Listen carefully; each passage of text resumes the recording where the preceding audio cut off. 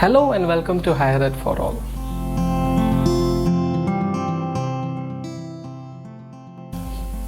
In the last video, we saw some of the key elements to do your own research while planning to study abroad.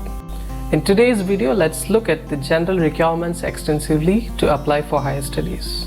First, let's talk about the documents required, and then we'll look at some of the popular assessment tests that you would be required to take up while applying for study abroad program. Every application form would generally require you to furnish your personal details such as name, date of birth, address, and your educational qualifications, document checklists, scholarships or fundings, agent details, declaration, etc. The application form for your preferred university or college can be downloaded from their website, or you can also collect it from your agency. Preparing a resume could be a tedious task, but it's actually a great opportunity to showcase all the unique experiences and skills that make you the perfect candidate to apply for study abroad program. And if you're involved in various socio-cultural activities and you take part in workshops, internships, work, and all these things will definitely help you build a great resume. You need to have all your academic transcripts in place before applying, right from grade 10 to your latest qualifications, whatever it may be. And all the certificate or any additional courses which you have done along with your regular course can come in handy, as it may make your application stand apart from others. And please ensure that the spellings of your name, address, date of birth are same in all the transcripts, as mistakes can lead to rejection of application forms. Passport is definitely a thing to be possessed by anybody traveling abroad. Ensure that the validity of your passport is not expiring in 12 months, as it might be difficult to renew it overseas, and you can apply for a reissue of passport up to 1 year before it actually expires. You must also possess photo IDs such as Aadhaar, PAN, Voter's ID, driving license, etc. to furnish along with your application. Speaking about passport size photos, the dimensions and background can be a little tricky, as the requirement could be distinct for each country. Most universities would require you to submit your work experience or internship experience letters, and if you're presently doing your studies, I strongly suggest you to do internships. Please do internships or work that would align with your course and get certificates that would validate your experience, rather than doing something for namesake.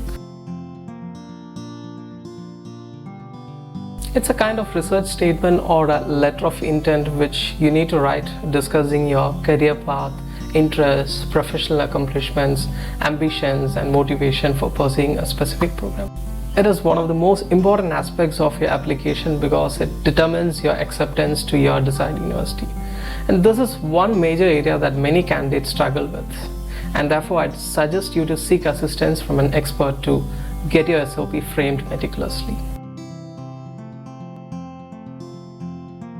It's a document that is generally given by one of your professors or a reliable person whom you have worked with at your previous educational institution.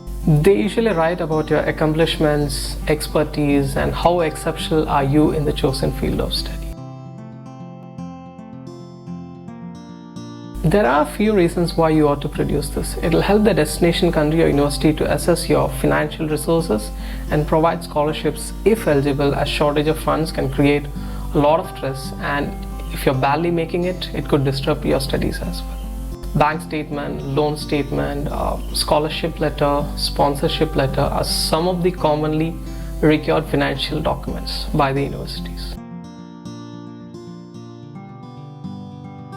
A health certificate is mandatory in most of the countries to prove that you don't have any contagious diseases in specific, and since COVID, you need to produce a vaccine certificate as well. The language assessment test and admission test depends on various factors such as the subject you want to study, the level of your study, the country of your study, and the university of your choice. Test of English as foreign language, or more commonly referred to as TOEFL, is one of the most popular language tests which measures the ability of non-native speakers of English, and it is mainly for universities in US and Canada. The scores required to take up admission might vary, and therefore you need to check with your preferred institution while applying, and the validity of TOEFL score is 2 years from the date of examination.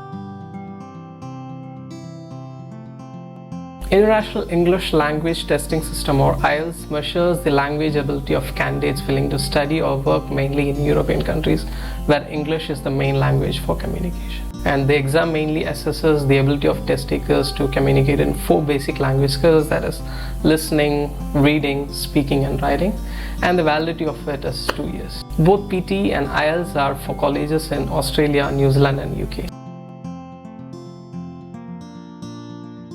Graduate Record Examination, or GRE, assesses students applying for postgraduate courses where it tests their verbal, quantitative and general analytic reasoning ability. Most of the universities in the USA, Canada and some universities in the UK, Australia, New Zealand and Singapore accept GRE scores, and it's valid for 5 years.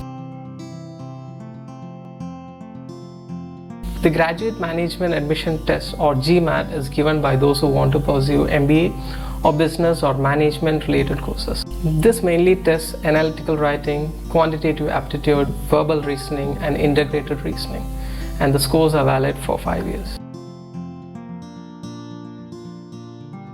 The Law School Admission Test, or LSAT, is another standardized test, and it is taken by students who want to take admission in law schools at USA and Canada, and this is also valid for 5 years. Well, that's it for today. I hope this video was useful. Do comment, like, share and subscribe. Thanks for watching. Happy learning.